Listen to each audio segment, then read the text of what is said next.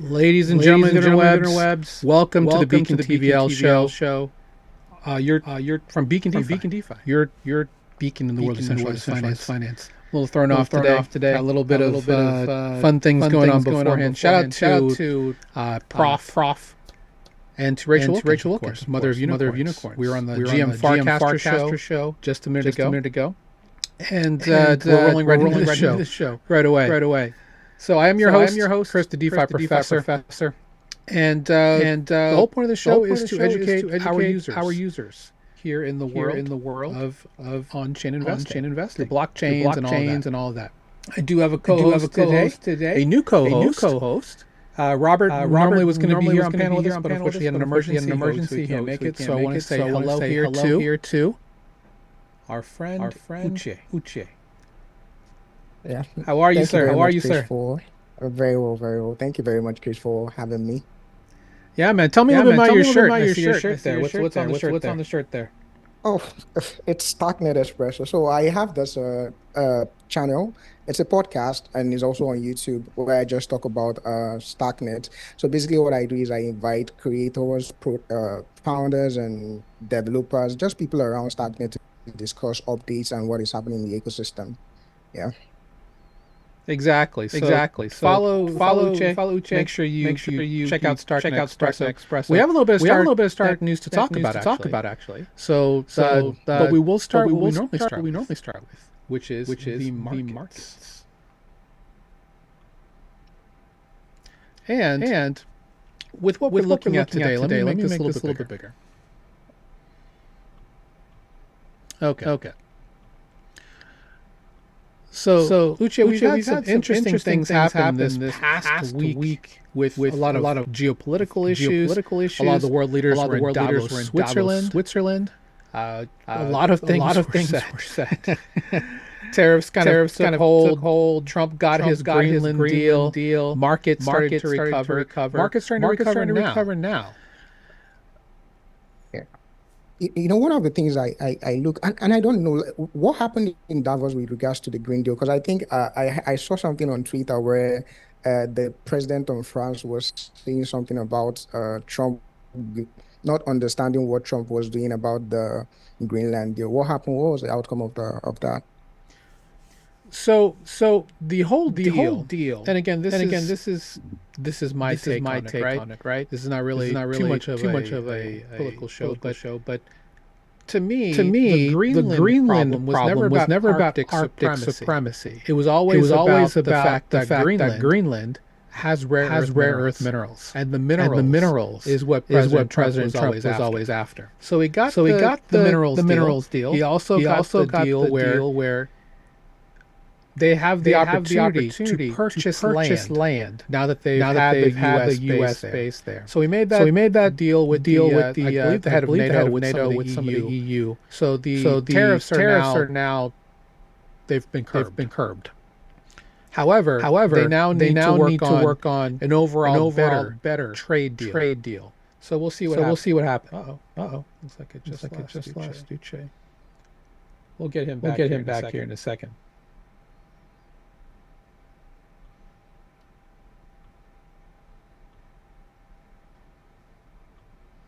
It's been a day. I'm sorry, I just have some network issues here. You're. Hopefully this works. I was having the same problem actually. Let me. Oh, There we go. I was having the same problem actually because I was on GM Farcaster. I just got fiber.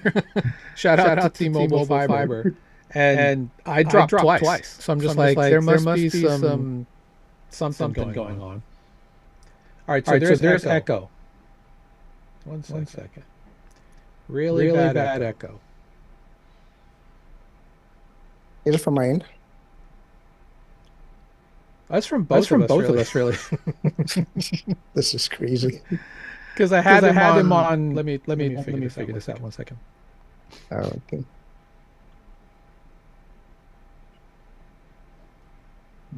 Let me figure this out.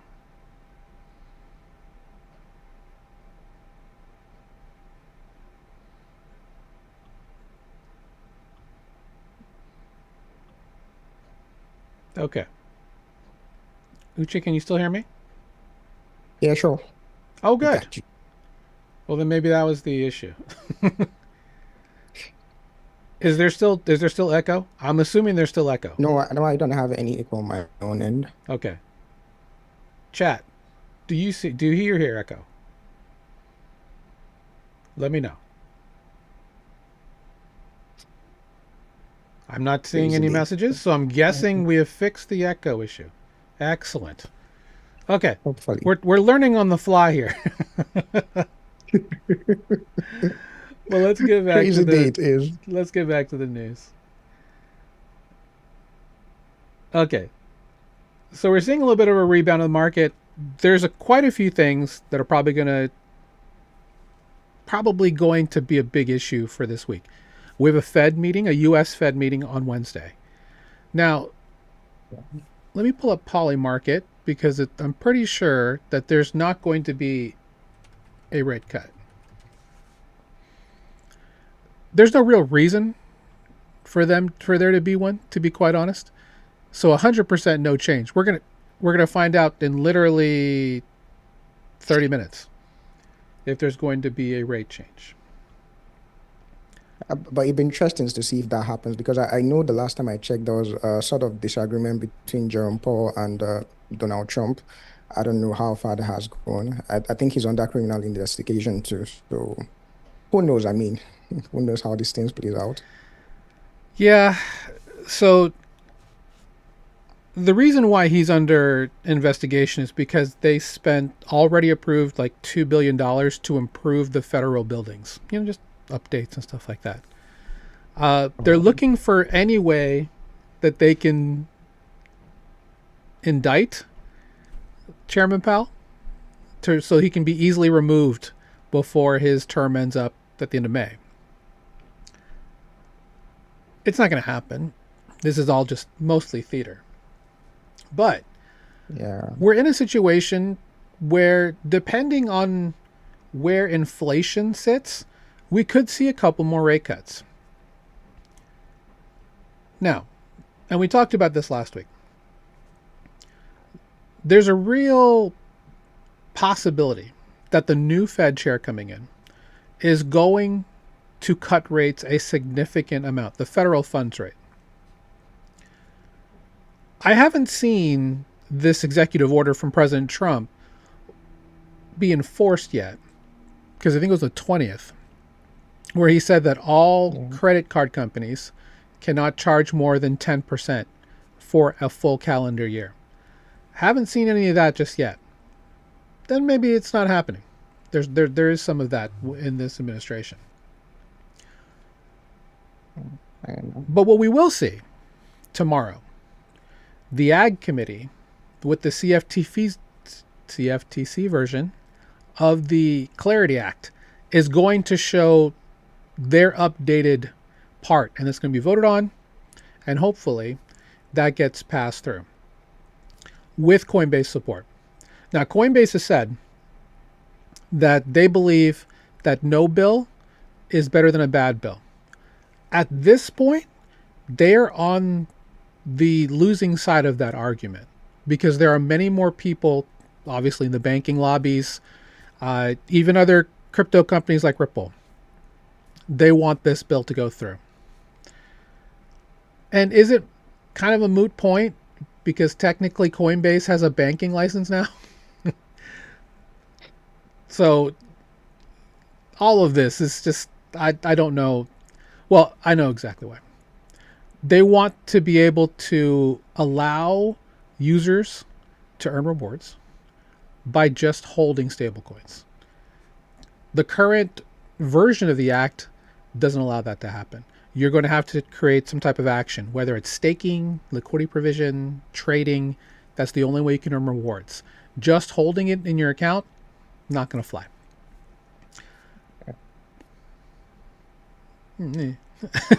But I'm thinking, what's the point of having what's it called stable coins and not just doing anything with it? If you have the options to put into to use, isn't not doesn't it make more sense to have them put into work? It's a bit like being the Bitcoin of yesterday, right? Where everything sits in the wallet and does nothing.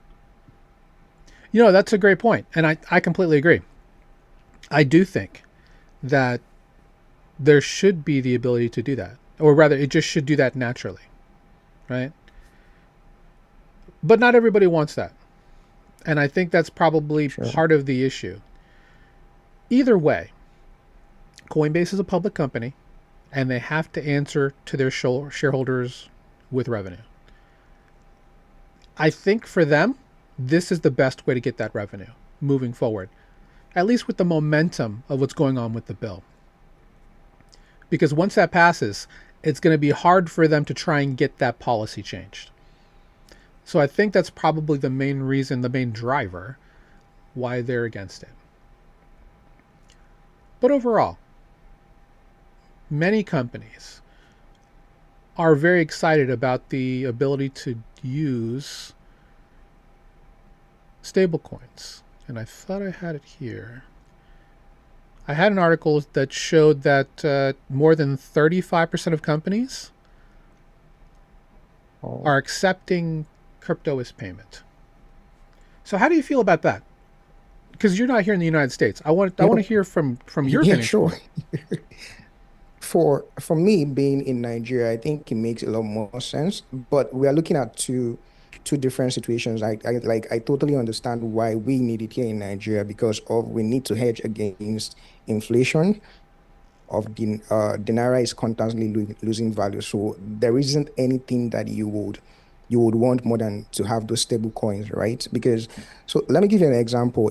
Back in 2020, that's just roughly 5 years, a dollar to naira was around 500, 600 naira. So 600 naira to a dollar.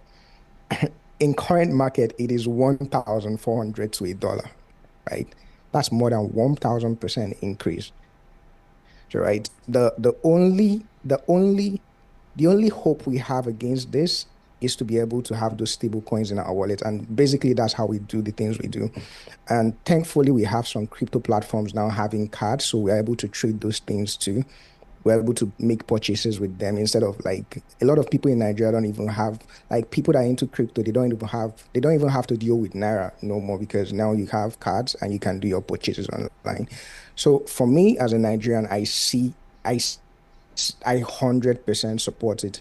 If there are more companies, if there are more American companies that are willing to accept what's it called, stable coins, all the better for me because now I don't have to worry about, having to like if I have to do something on Amazon now, I still have to somehow convert to Naira to be able to use my card and then do stuff there, right? But if I have companies now more willing to take stable coins as purchase, it makes a lot more sense for me. I don't know what it is like for you people. I mean, I pay a lot of attention to American politics and the economy, but I don't know how that is going to, what it does for you people exactly. No, I think that makes a lot of sense. And that's really what the promise of crypto, right? The promise of DeFi, to have digital assets that are both censorship resistant and anti-fragile. I remember when we first started, onboarding people in this space, I had a lot of people who came through that were in areas where their currency was very devalued. So this was their chance to get into digital assets where their money can actually work for them in a much better environment than, let's say, in our local hyperinflated currency. So that I think it's very important. And now, after the pushing of the Genius Act last August, we're now seeing the fruition of a lot of those stablecoins and digital assets now coming to pass. Haven't heard anything yet on PayPal, but PayPal serves a very large part of the world, almost 95% at this point. Their Mhm. PayPal USD stablecoin is pretty much everywhere now, thanks to not only just Ethereum mainnet, but to Solana mainnet as well. We're going to see a change because they have applied for a banking license. They've always been a third party, bank user. So if you have like a PayPal MasterCard or whatever they have there, the debit card, it's always through a third party bank. Now that they've applied for this Yeah. license, it'll actually come through them directly, which will be a very interesting change. And we'll see exactly how these public companies adjust their strategies, but also their fees to meet the demand as well as stay profitable. Because at the end of the day, for these public companies, it's about answering to their Yeah, shareholders. profit. Yeah. And that's the nature of capitalism, right? It is what it is. Well, let's go ahead and check out the bubbles view real quick. We've already looked at CoinMarketCap, so let's look at Yeah, but bubbles. I'm sorry, I just want to chip in. Like, I want to ask something. What do you think about government getting into crypto as in the way it is now, like the whole regulatory aspect of it? Because I'm looking at it, right? Yeah. For me, I don't think my government can do much, especially when I don't think we have the tech to kind of wade into crypto yet for us. But I'm looking at you. You guys are very sophisticated. What do you seek? What do you think will go wrong with government getting into it now? Well, we have the problem now. The president of the United States is the biggest influencer in the crypto industry. Whatever he says is driving markets up and down, whether it's stocks, whether it's commodities, or it's risk assets, like what's going on in crypto and digital assets. There will be a decoupling at some point. But the problem, well, it's not even a problem. Let's call it a feature of decentralized finance, is that no country owns this. Frankly, I'm surprised more world leaders are not setting up shop in decentralized finance.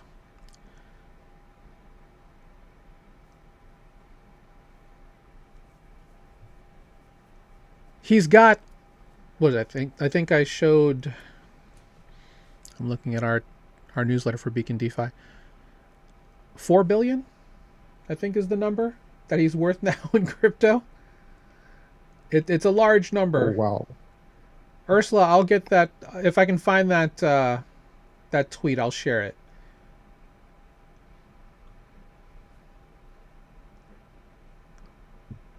7.2 billion is the actual number. Oh wow. We might as well talk about it Interesting.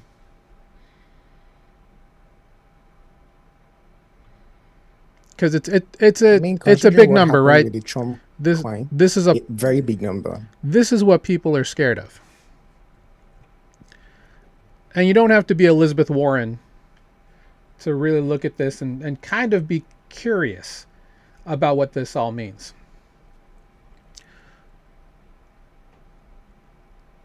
So let's look at November 2023. So this is again, oh, I'm sorry, that's his total. That's his total value, 7.2 billion. But 20% of it is in crypto and digital assets because he has his own protocol, World Liberty Financial. They have a stable coin, USD1. They have a mining operation, which is American Bitcoin. They've got quite a few other things. He's apparently his Trump token is still worth 280 million.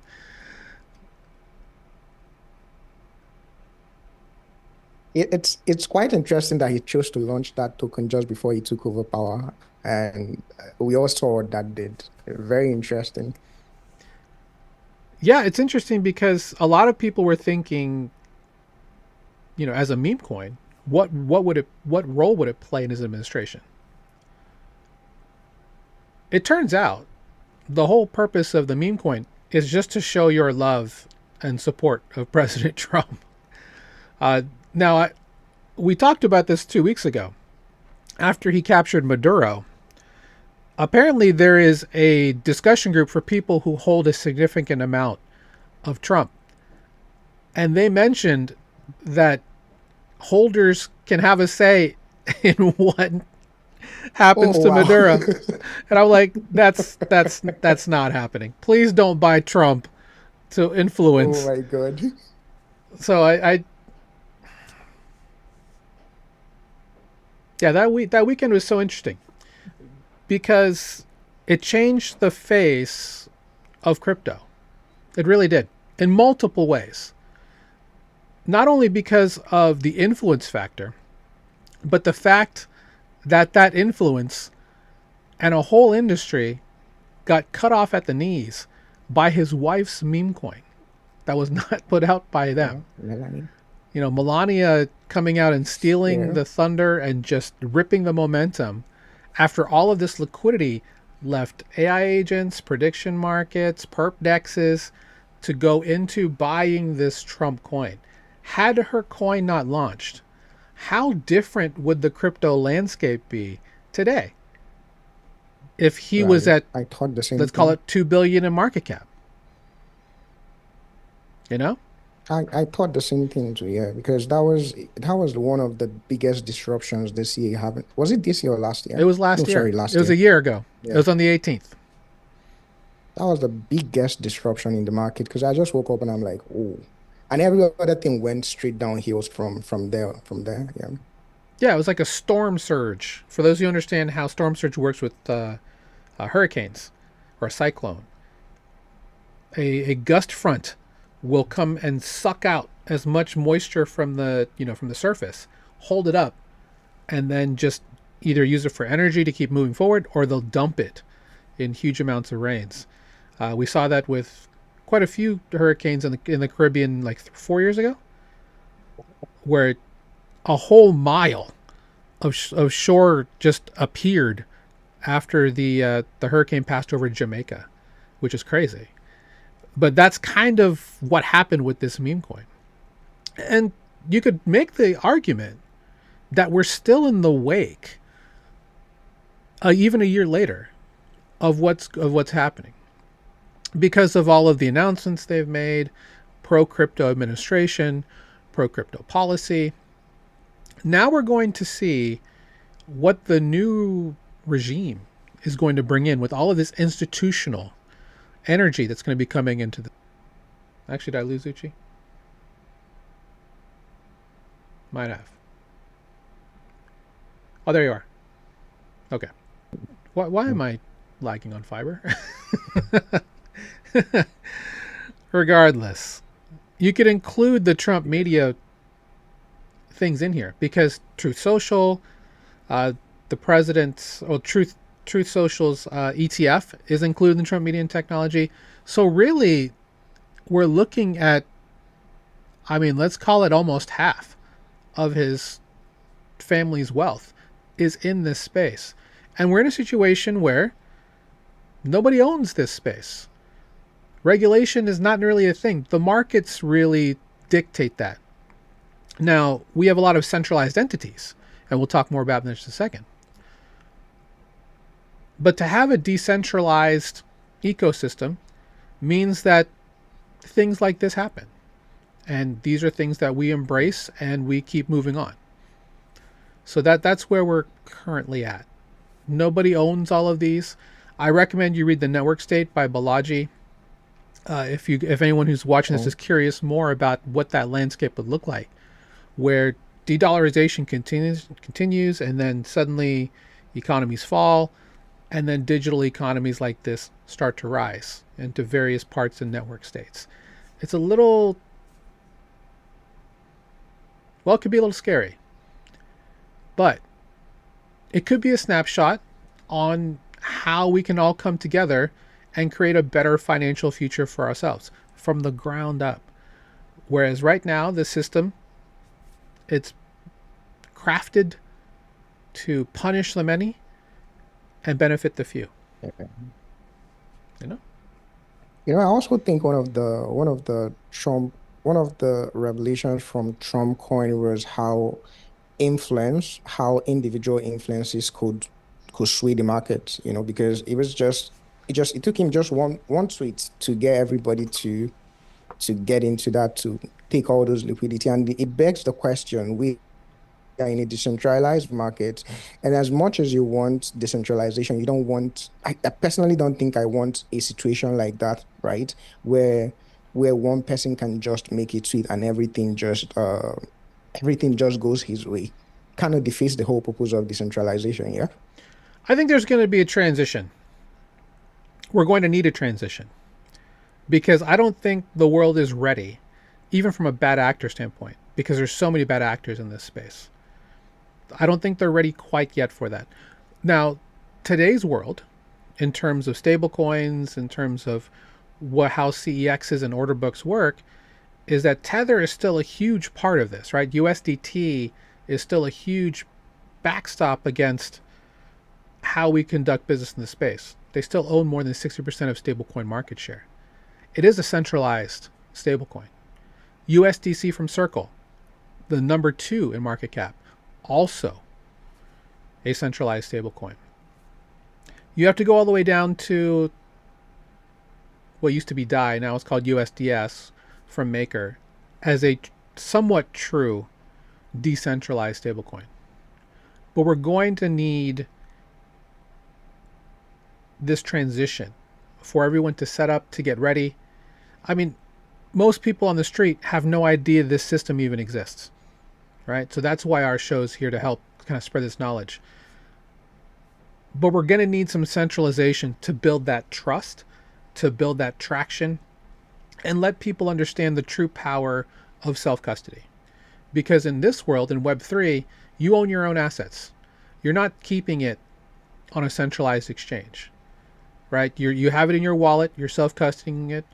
You go to Starknet, you go over wherever you're going to be, doing your transactions, and you're in charge of that. And frankly, I don't know if everyone is ready yet. Even if we abstract it away and make it very easy with an easy UX, which is what people are clamoring for, right? This is why Jupiter has been working so hard, why Uniswap has been working so hard. Even trying to think, besides Coinbase, there are other groups that are working hard to create that mobile first experience to get to as many people as possible. Because as you said, this is a huge issue where we have to serve everyone. And DeFi, in my opinion, even with the early players like Ripple, like Stellar, and those that are out there, Diem even, they're meant to make it easy to remit money and actually transact between people who don't have regular banks. In a world where you are your own bank, there's true freedom in that. Okay. Sure. Let me ask you real quick. And I think this has always been the problem of crypto. You think so? Yeah, I think the biggest problem of crypto, especially, I like to use this part of the world as a reference, is people just don't know what it is, right? People just don't know how to use it. And plus it's clunky, right? You talk to somebody about crypto now, and maybe I'm going off what we're talking about a little bit. But the whole idea is getting user adoption. And to get user adoption, it goes beyond the numbers that we are talking about now. People have to be able to relate with it in the same way that they relate with Web2 services, right? And I personally think that this is one of the biggest issues when it comes to crypto. We've not made it so easy that my grandmom can use it. Yeah. And there's a We've lot not of made it that questions easy. about privacy and security, which I think is going to be a huge Yeah. part of the conversation moving forward. I wanted to ask you about Maybe this. something we'll talk. Okay, yeah, sure. Go ahead. So one thing that's interesting, and my browser is, well, my browser is dead now, apparently. Yes, yay, excellent. Oh, We'll crazy come back day. to that. Well, it's about a new mobile service that I saw in Brave browser, which is the browser we recommend for investing in blockchains. It's called Cape. And basically what it does is it provides a private service for mobile cellular networks that doesn't take your data. And really, if anything, it just kind of shines a light on how much data companies today are taking from you and selling it. And I think that that's something that speaks to your point. The ease of use comes at a price, right? Being able to have a free email, using Facebook, web searches, all of this makes you the product, right? Because they're taking your data and they're selling it. That's basically what's happening. And that's how they make their money. But the question is, how does Cape you mentioned, right? Yeah. How does Cape solve this problem? And then I think at the end of the day, I still want to bring it back to the blockchain. How do we, because we even realized recently, I don't know, I was talking with someone yesterday. I think I made a video about it when even crypto itself, the blockchain itself isn't quite secure like we think it is, right? And I'm thinking, how does Cape solve this problem? But most importantly, how do we bring it back to crypto? How does blockchain solve this problem?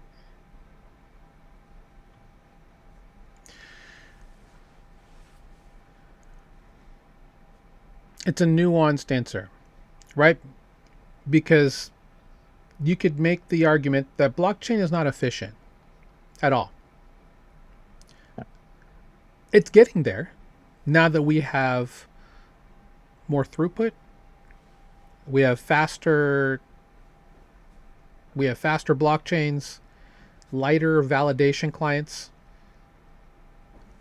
There's that. The reason why I think blockchain is attractive to companies is because of the immutability. The way that blockchains work, you settle the chain, you settle the block, it's finalized, it's public, it's transparent, you can't manipulate the data, and it's a fairly elegant database structure, if you want to call it that, right? That's because all that a blockchain is just a chain of blocks. And each of those blocks is a ledger of transactions that happen in a moment in time. So at that, it's an elegant way to do it. That's why there's a lot of companies in logistics and third-party supply chains that are looking specifically for that, because you can't question the data if it's been validated consensus by, let's call it, hundreds of nodes, right?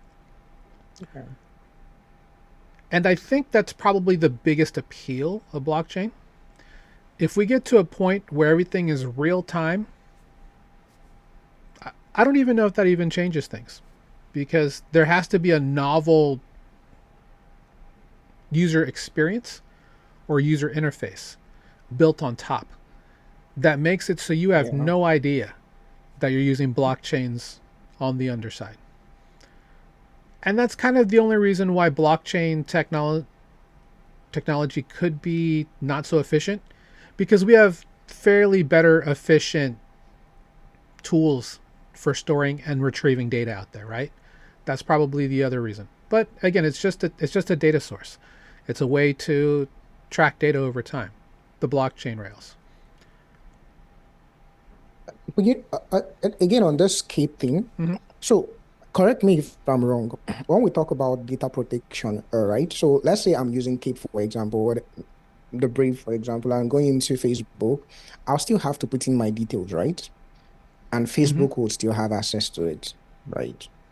So it's not so clear to me. Quote unquote shield your transactions, where there's a proxy that stands in between you and the blockchain that takes your information and makes sure that it doesn't go anywhere.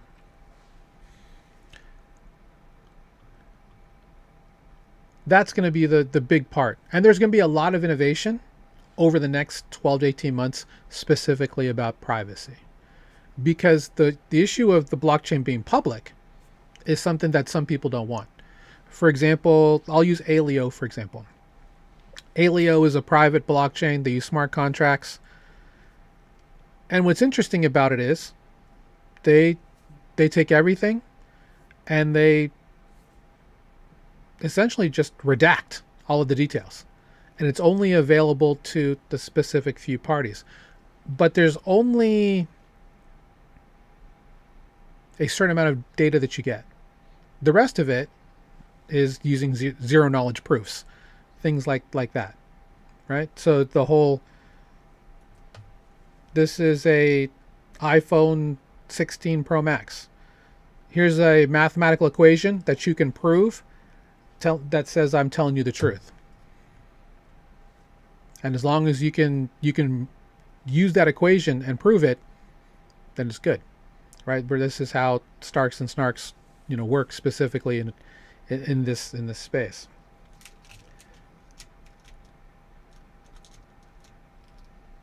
So to answer your question, it's just going to take probably a popular way to use a use case to make sure that blockchain becomes something that we use every day. Now, the concepts of what we're doing here are going to shape the way of that's going to go. We're still in the experimentation phase, right? What Yeah. we're doing today may not be what happens 6 months from now. But there is one trade off for privacy, at least on Alio and a couple other things that I've seen. You have to KYC. So to be in a situation where you can be both completely private and completely anonymous, there's some gray area there. There's some people working on it, but I don't know if you'll ever actually have that. But if we all own our data, that's a different conversation.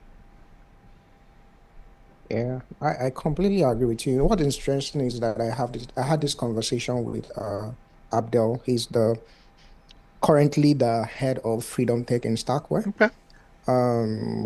We had a conversation surrounding privacy the last time he was on my channel, and he's very passionate. He's very passionate about privacy, and you see it when you're talking with him. It's a bit like what I saw when from your video when you talked about your kids. You could see that passion in him when he spoke about privacy. And what sparked that passion in that conversation was he was talking about the kind of world he wants his children to grow in. And you could see that he was very passionate about privacy and the the angle, the inclination of the government towards privacy.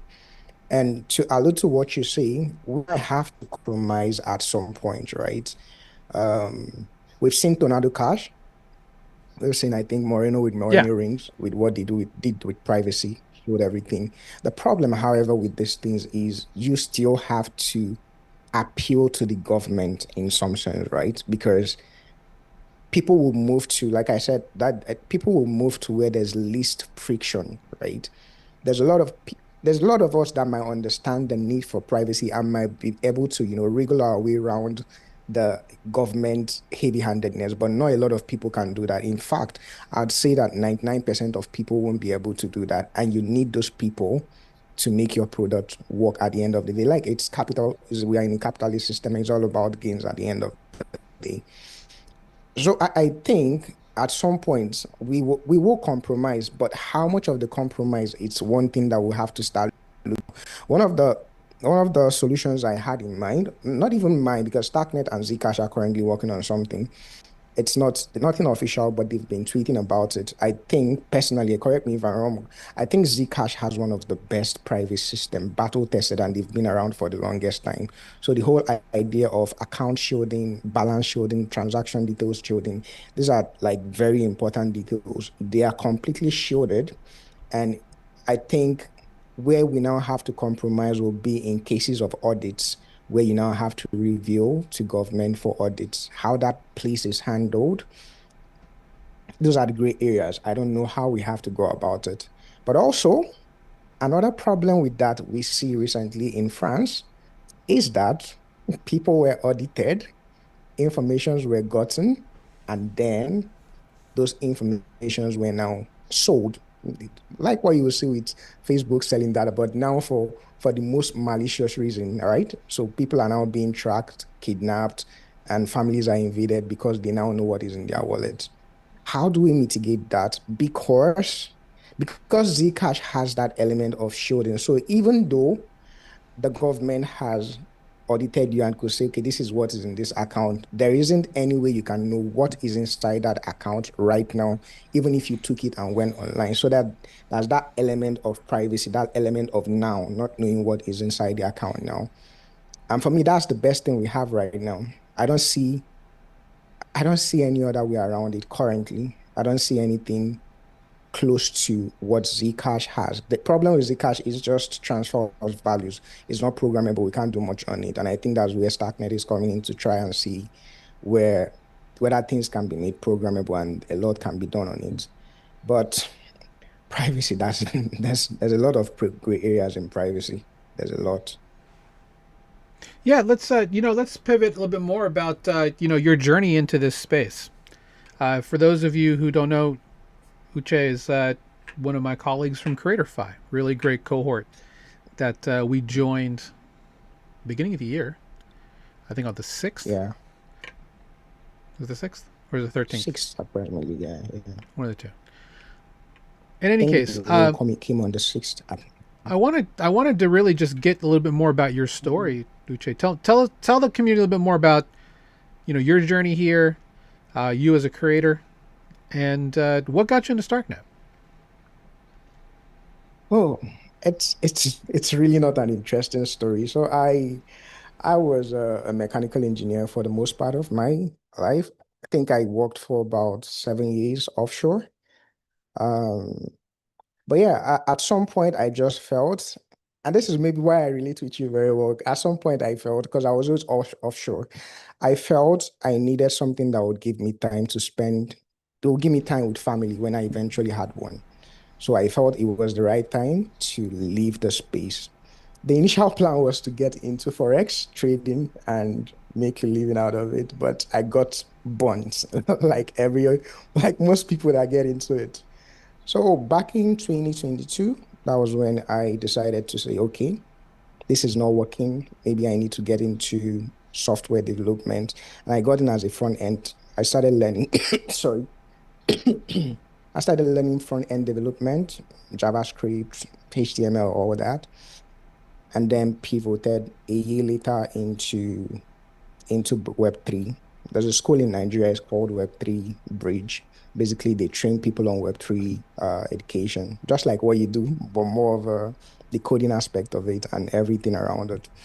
So I got in 2023, learned Solidity, Ethereum, basically what Ethereum was all about. And luckily for me, the stars aligned. That's the thing. When I talk about Starknet, I just feel like everything aligned. Maybe some transcendent orchestration happened, right? Because just right at the end of the Solidity class, that was when Starknet brought the online, no, in-person bootcamp in Nigeria, that same place. So I was opportune to just learn about StarkNet and start building. The good thing about StarkNet then was the even till now, the community was so accommodating. The barrier of entry was very low. So I just finished learning and I got a grant to do something. Basically just write a smart contract that stored sounds, basically. And that was how I got the first grant. And then I started building the community, the response, and it was just good. I know a lot of people have a lot of stories around getting into creator, being a creator. Mine was purely motivated on money. I have to be honest. Yeah, so because it was back in 2024, Starknet had this creators program where they rewarded people based on the content that you put out. And I thought to myself, okay, it was just going to be, short contents, but I thought to myself, there's a lot of people doing this, and I would love to have conversation with people, right? And it just started, right? I just started having conversations with people around me, my circle, the developers that I lent Starknet with. And like I said, the support from Starknet community is very good. So I reached out to a couple of people. They came on the show, Starknet Espresso, and then he was he was just there, right? But the pure motivation from the beginning was the cash. But I would say since then it's evolved, right? Because I've met fantastic people.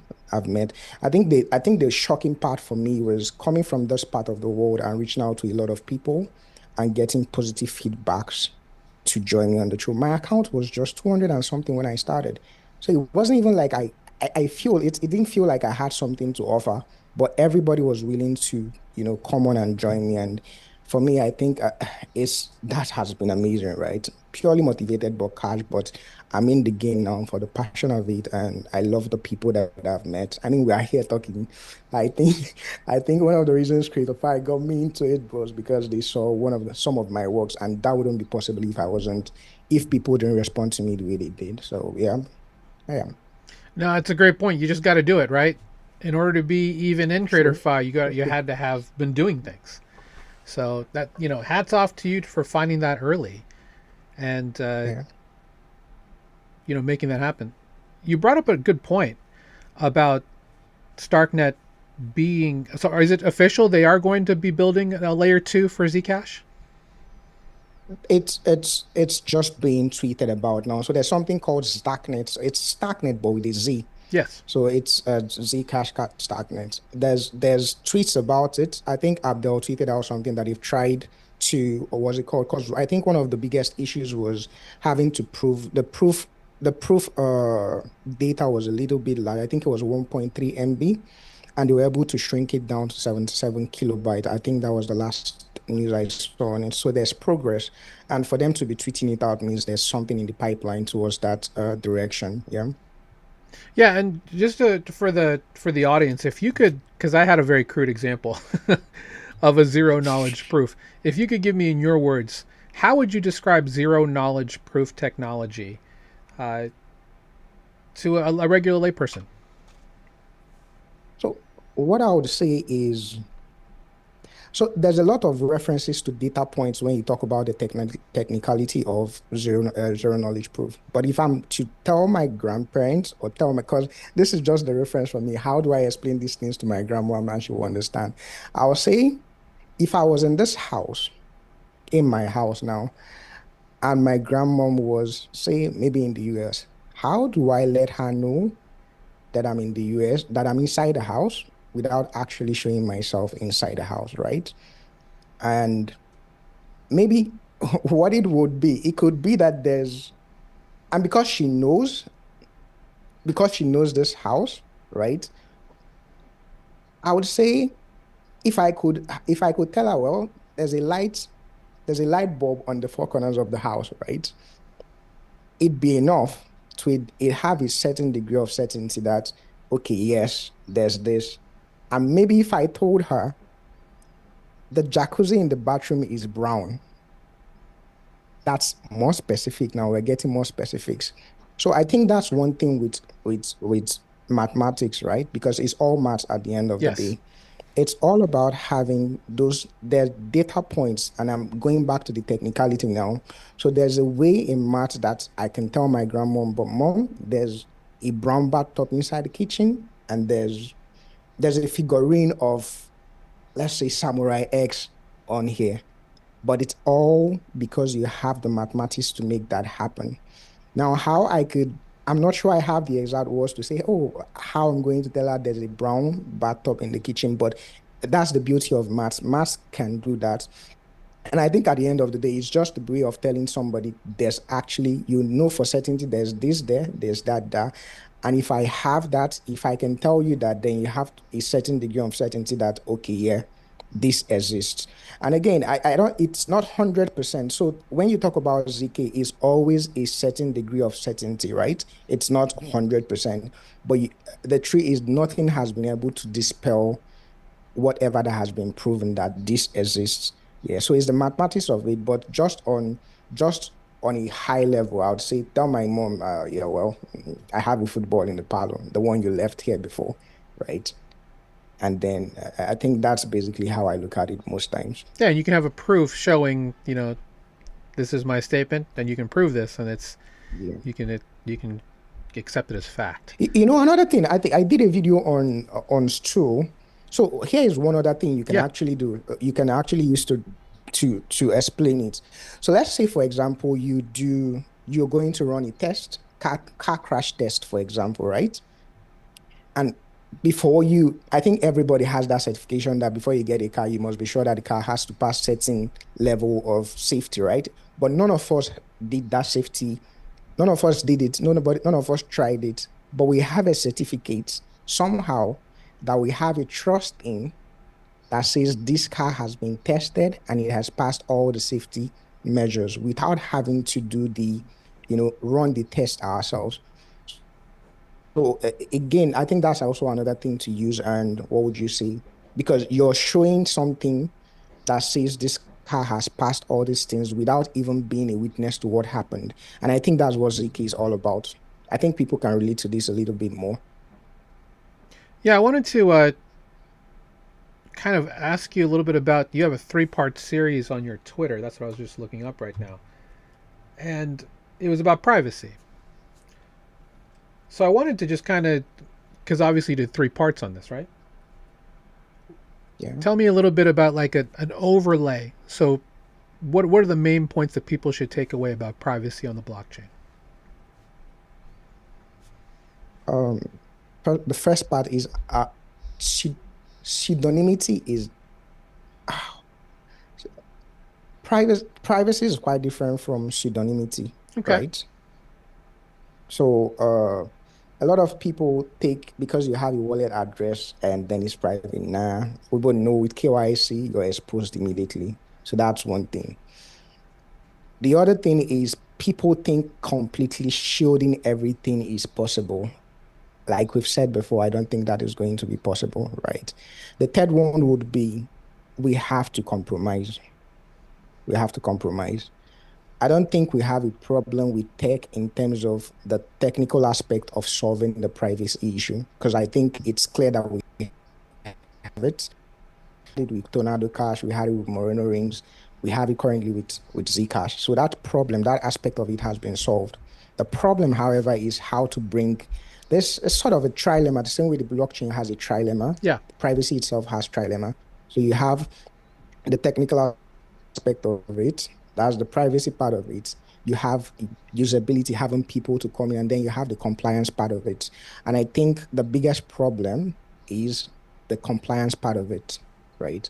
Because because whatever happens, the government will always want to meddle. How we get around that is the biggest problem.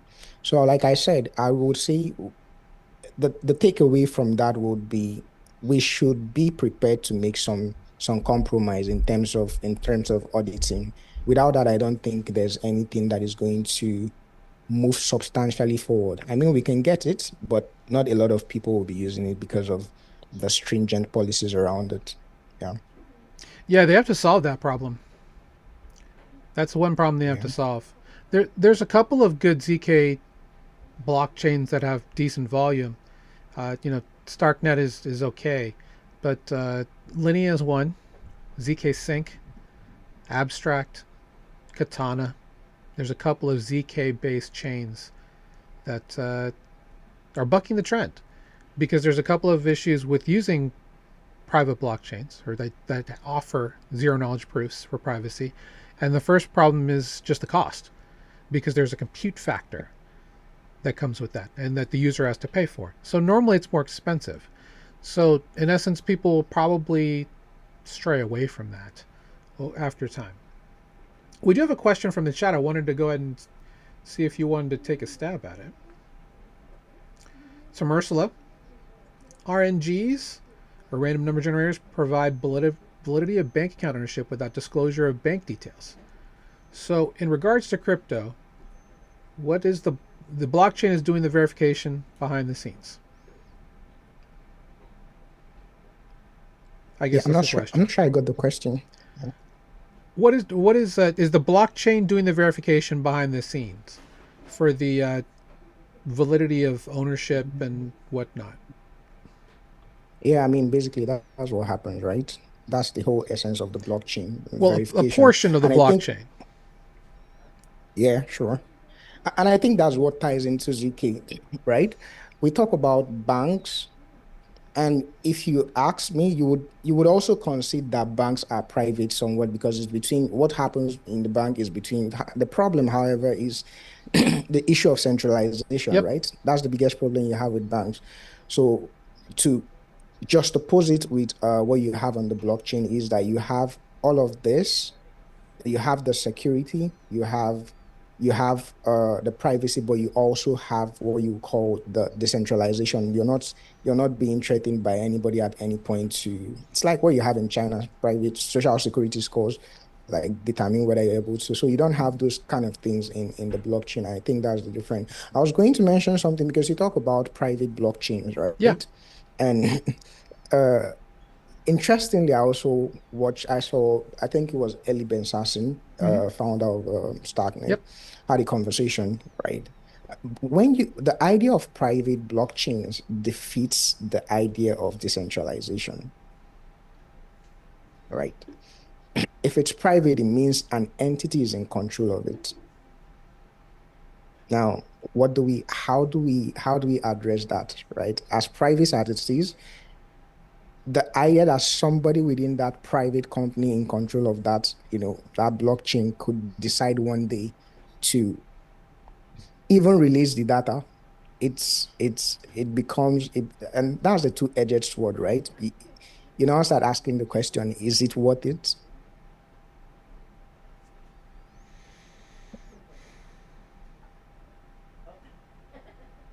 I think the answer is still yes, because of the idea overall that you can own your own data by building a system using private smart contracts, private blockchain explorers, that you can have transactions without surveillance.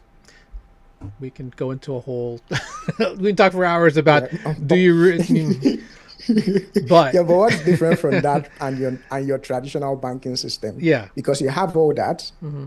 you have all that, and it's still being controlled by one person. I mean, I can't see your account balance, right? Yep. I would never be able to see it. Yeah, right. So the question again is, what then now differentiates between it and the current traditional system? Probably different algorithms is for fundamentally not a lot, right? Yeah. But what I can I, say is that I think having the same system that we praise in DeFi for just finances, we can also apply to things like insurance, medical data, citizenship data. That same level of cryptography, that same level of maintaining authenticity using things like shielded transactions, private smart contracts. Um,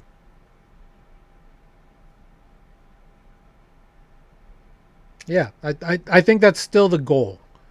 The idea that you can own your own content and no one can use it without your permission. That's the other part, right? Is how do yeah, you pull the I money out? completely agree with you.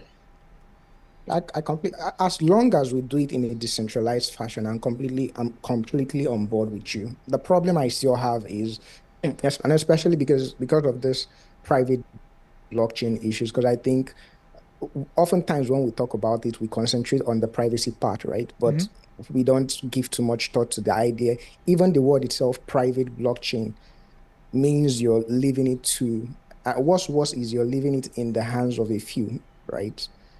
Yeah. So again, those few people becomes very easily to manipulate. And the whole idea of blockchain, we talk about trustless all the time, is the idea that we don't have to rely on anybody. We just believe that the code does. We believe in maths. So the moment we leave that centralization to an even smaller group of people, and that's for me, that becomes a challenge for me. Well, remember the blockchain is trustless and permissionless. So smart contracts are governing the transactions and you are giving the illicit permission to the smart contract. So it's just between you and the smart contract. So as long as you can Yeah. preserve that avenue, then I think everything is good. When other people can access that, and that's happened through exploits, through going through approvals, seed phrases and stuff like that. Once we can get past that part, then I think the system becomes a lot harder to break and it becomes a lot better to use. With that said, we have had numerous exploits, and I'm okay with that because the base of the foundation is still really strong. Because in a system like that, exploits only make the system stronger, right? Especially in a world where code is law. And I think that's probably the one Yeah. thing that we both subscribe to is just how can we take what we've already built and apply it to different parts of how we live our lives? Because there's clearly need for disruption in all kinds of, we'll call it EDI, electronic data interchange, Yeah. right? The fact that I have to fill out paperwork at every clinic I go to, that there's not one universal standard. If I could just go and just take my digital wallet with my personal and medical data and say, here, I'm giving you access to this, this, and this.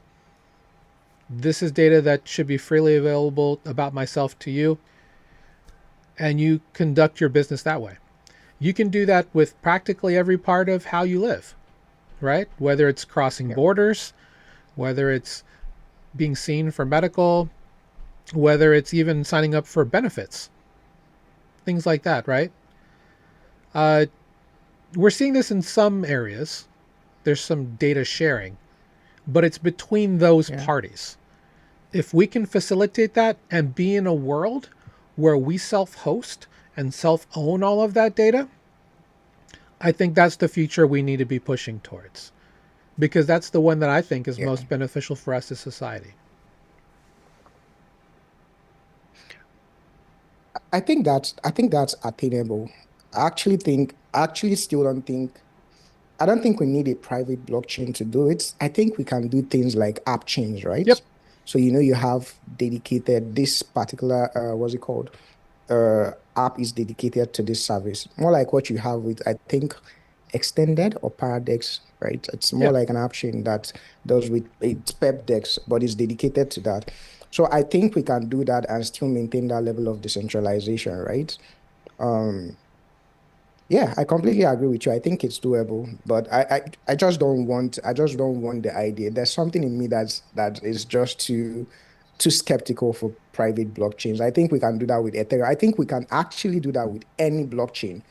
Any blockchain, you can have an app chain, but settles on the main layer. I think I'm totally on board with that. Yeah. Well, we had one. It was called Cosmos. Now, Cosmos is still around. Don't come after me, Cosmos people. I'm a longtime Cosmos lover. But I think I think what you mentioned is true. That's why we have Uniswap, Jupiter, even other groups that are building experiences, right? So that everything at some point just becomes an app chain. You have no idea what the blockchain technology is in the background. That's what we're hoping for. But even Aave has come out and said it. After they've created Aave v4, which is their hub and spoke, then they're going to do a blockchain, just an app chain, where all of the transactions, all the data that you don't have to worry about gets settled there. There's all of these composability, interoperability layers that are built now through like Layer 0, Polygon Ag Layer, even some open source versions like Avail and stuff like that. All of that's built. It's all a matter of how are builders going to leverage and use it in a way that pushes the space forward. Because I think even what you mentioned, I think a lot of people still come into this space looking for money, because it's the human nature, right? We need this as our careers. We need money to survive. We're not in a situation where we're like good neighbors and, here, have this and this. I'll provide this to you. But nobody wants that, because that's communism. But we're in a situation where we do need money to continue. But I do think as more businesses come on chain, regardless of the industry, we're going to see more robust solutions that are going to emerge from everything that's being built right now. So,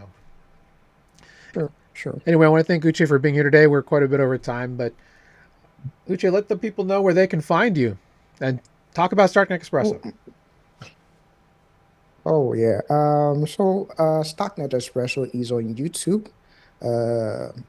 So I do weekly interviews with people, and we post on YouTube as Starknet Espresso and on Twitter, Uche2. I've recently, as a consequence of CreatorFi, I have a base account. I have a base account now, which is to be the same thing with my Twitter channel. So you can find all I do. I've also, as a consequence of CreatorFi, I'm doing short form contents too now, and I'm putting it out there just to educate people. I'm also trying some fun stuff too. So I don't know. You find some funny stuff, and then you find some very educative stuff too. Yeah. I like that. No, we like funny stuff. I'm sorry. I just have to mention something because I know you pointed it out. I'm sorry we're out of time, but I want to mention it. I think the idea that we can get online without releasing so much data, I think it's possible now. I don't know if you use the app Focus Tree. I don't think so. So it's trendy. It trends a lot on TikTok. So it's basically an app that helps you could sell for the next 2 hours. I don't want to do anything. I want to focus, and it Okay. shuts off your phone. The whole idea is to get people off their phone, and the most people that use the app don't know it's built on the blockchain. They don't have idea that it's built on the blockchain. Or I think most of the time, all you just have to do is put in a username, and then you're doing what you have to do. It doesn't require you to do all those information detail, releasing all your information details.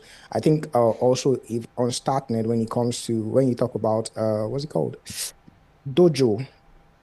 Cartridge, yeah, cartridge. So you can play most games on Starknet now with just choose a username, and that's all you have to do. Literally nobody knows anything about you. So and that's the beauty of account abstraction. And it's funny that Ethereum came up with it last year, but it was something that was built natively on Starknet. So I think again, I'm just trying to mention that I think the tech is there already. It's just for us to get more people to. My mom uses what's it called? My mom uses Focus Tree, and she doesn't even know Focus she's tree. working on Got the it. blockchain. Yeah, sure. All right. So that's it. I just wanted to mention that it's something that is possible, right? Yeah, and finally, my browser works again. So, but I think I figured it out. I realized that my VPN's on, and I didn't realize that. Oh, So that's a big no-no for me today. But yeah, this is Uche's Twitter. Is this your handle across most socials? Uche2V. yeah, sure. Yeah. Awesome. Check him out, and of course, they wanted to shout out our free group, Total Value Locked, at school.com/beacon. Check it out. Absolutely free to join. Join the many, many people who have come over and learn more about how to get into decentralized finance from an investor standpoint. Ultimately, a lot of the yields that you have in your accounts, like at your bank, is not good. Learn more about what you can do at our space. Check out our Start Here post at school.com/beacon. You get a message from myself and our CEO, Andrew, and a little bit more about our programs. And again, we do this show every week, as we have since December of 2021. That's how long we've been doing this. Wow. Every Wednesday, 1 p.m. Interesting. Eastern. If you want to learn more, Friday, 3 p.m. Eastern, we do Beat the Banks, which is our community training. We've been doing that show since January of 2022. So we've been in the space a long time, providing information to help you take control, self-custody, and just find financial freedom. And I realized that oh no, I was showing the screen. I thought I wasn't showing the screen at all. No, I was. Anyway, Uche, thanks for being here, brother. Shout out to Chris, I all just of wanted our to say unicorns. thank you. Yeah, sure. Thank you so much, Crystal, for having me. I've never been in a situation where I'm being asked questions. I'm You're usually the the one one doing the asking asking. questions. Yeah. Yeah.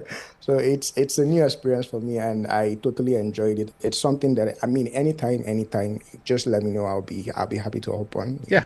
Yeah, we'll have you back for sure. Because I definitely want to get your takes on some of the news events that are coming out, which frankly we couldn't do because my browser was not working. It's fine. It's fine. We had time to talk about other things. Exactly. All right, guys, have a great day. We'll see you next time. As we say here on the show, beacons up, banks down. Follow Uche, guys. He's the best. See you guys later. Have a great day.